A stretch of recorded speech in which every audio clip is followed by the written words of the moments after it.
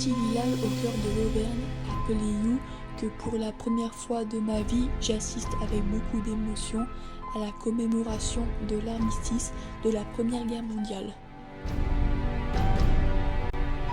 En ce 11 novembre 2019, nous nous sommes tous réunis devant la mairie à 10h45.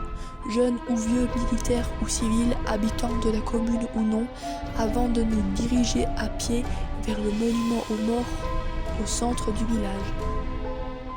À 11h, la cérémonie est lancée avec la levée des drapeaux face au monument aux morts.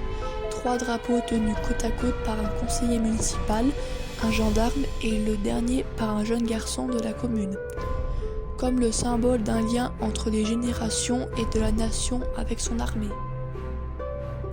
Madame le maire, accompagnée des enfants scolarisés dans l'école communale, dépose une gerbe de fleurs au pied du monument dans un silence de mort. Vient maintenant le moment le plus émouvant de la cérémonie, la lecture par les anciens combattants des 64 noms d'hommes et femmes morts pour la France au cours des guerres. Une manière d'honorer ces hommes pour leur acte héroïque, mais aussi un instant où je me remémore des images tragiques et sanglantes de cette histoire passée et pourtant encore si présente. Madame le maire prend ensuite la parole pour faire un discours en l'honneur des combattants morts pour la liberté de notre pays. Ce discours se termine par le salut militaire en inclinant les drapeaux face au monument, un geste fort.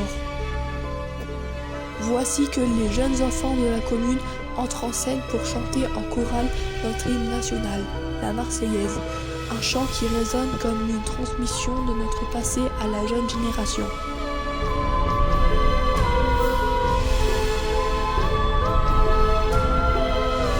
Il est maintenant 11h45. Pour clôturer cette cérémonie, l'association des ramiers procède à un lâcher de pigeons comme un symbole de la liberté pour cet événement historique.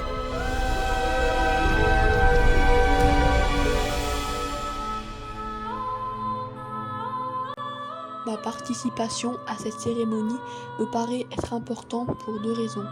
Ne pas oublier le passé, honorer nos héros qui ont combattu pour assurer notre liberté d'aujourd'hui. Des inconnus morts pour la France ou devenus héros d'une guerre, comme notre dernier poilu français, M. Lazare Ponticelli, qui nous a quittés le 12 mars 2008. Transmettre la mémoire de génération en génération pour que la jeunesse ne reproduise pas les erreurs du passé.